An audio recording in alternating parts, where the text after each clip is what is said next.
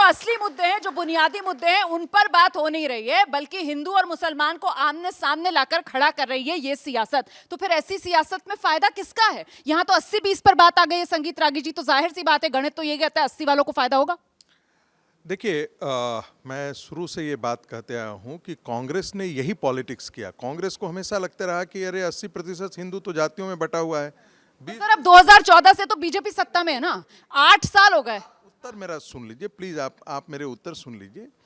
ये बच्चे जो उठा रहे हैं प्रश्न, बहुत अच्छे प्रश्न उठा रहे हैं, लेकिन बच्चों एक चीज ध्यान रखो, इस देश में मुस्लिम समाज ने आज तक, मैं फिर कह रहा हूं गंभीरता से सुनना, यदि प्रॉफेट मोहम्मद पर कार्टून बनता है तो दंगे यहाँ करते हैं, सीरिया में होता है तो दंगे यहाँ करते हैं, टर्की में कुछ होता है, सुन लीजिए ना। अरे साहब बताइए ना, एक पहले मुझे बोल लेने नहीं, मुझे बोल लेने। कौन सा दंगा हुआ? सीरिया में इस देश का मुसलमान लड़ने जाता है। सर एक सेकंड, आप जवाब दीजिए, एक सेकंड सर, ये अपनी बात पूरी कर ले, उसके बाद आप आइएगा, मैं माइक आपके पास लेकर आऊंगी। और मैं यहाँ पर सिर्फ दर्शकों के लिए कहना चाहती हूँ कि इसी देश में केंद्रीय मंत्री राजनाथ सिंह की तरफ से ये तक कहा गया था कि साहब हिंदुस्तान का मुसलमान जो है उसकी तुलना आप दुनिया के दूसरे देश के मुसलमानों से नहीं कर सकते, वो आतंकवाद में लिप्त नहीं है। माधव आनंद जी इस पर बेहतर तरीके से रोशनी डालेंगे। अब आप अपनी बात पूरी कर लीजिए। मुझे अपनी बात पूरी कर लेने दीजिए, आप चूंकि बीच में आप डिस्टर्ब हैं। आजाद भारत में एक भी आंदोलन मुस्लिम समाज ने अपनी बिजली, अपनी पानी, अपनी सड़क, अपनी शिक्षा के लिए नहीं किया है। वो लड़ते किसके लिए हैं?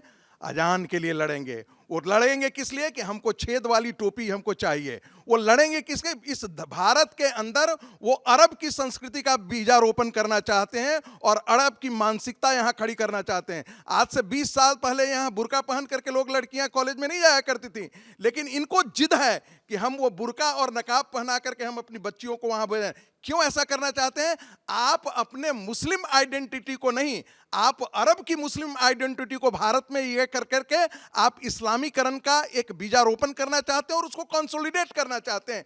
आज हिंदू समाज उसकी प्रतिक्रिया कर रहा है, क्योंकि इस देश ने देखा है कि मुसलमान कंसोलिडेट होकर के पाकिस्तान बनाया है, और कल इसकी कोई गारंटी नहीं है कि भारत का मुसलमान जो है, यही मुसलमान जो है आने वाले दिन में पाकिस्तान की आवाज नहीं उठाएगा।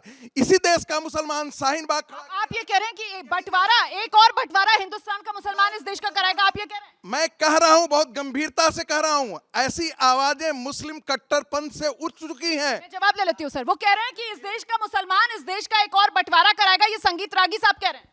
देखिए, अभी जो हमारे देश का युवा सामने बैठा है, जब इसने नेताओं के सामने उनकी कलई खोल दी और उसने कहा कि ये सब नेता जो हैं अपने पीछे की कठपुतली से ये कंट्रोल हो रहे हैं और अपने मास्टर से कंट्रोल हो रहे हैं और ये हिंदू मुस्लिम में बटाए रखना चाहते हैं, ये असली मुद्दे पे आना नहीं चाहते। आप ये देखिए, असल मुद्दे जो महंगाई, बेरोजगारी और ये कहाँ ले गए?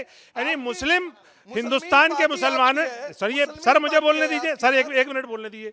हिंदुस्तान के मुसलमान ने सन 47 में भी टू नेशन थ्योरी को ठुकराया था और मुस्लिम देश जाने से मना करके हिंदुस्तान को अपनाया था अपना देश।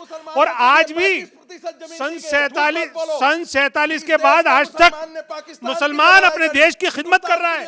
आप आ जाइए इसकी, लेकिन पूरा कुश्ती पे, चाहे कांग्रेस हो। एक मिनट मुझे बोलने दीजिए, नेता और उनके परिवार ने इस देश के साथ गद्दारी की है। बता दूं, क्या बात करते हैं आप? सुनिए, देखिए, क्या बात करते हैं? इनकी गद्दारी तो सौरभ भारद्वाज जी ने भी बताई अभी। दूसरी बात सुनिए, ये चाहे कांग्रेस हो, चाहे आम आदमी पार्टी हो, चाहे ये बीजेपी हो, ये तीनों लोग मुसलमानों के मामले में एक है।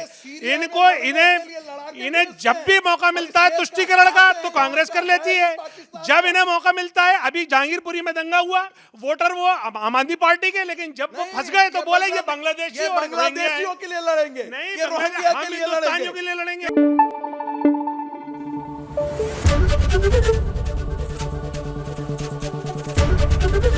एबीपी न्यूज आपको रखे आगे।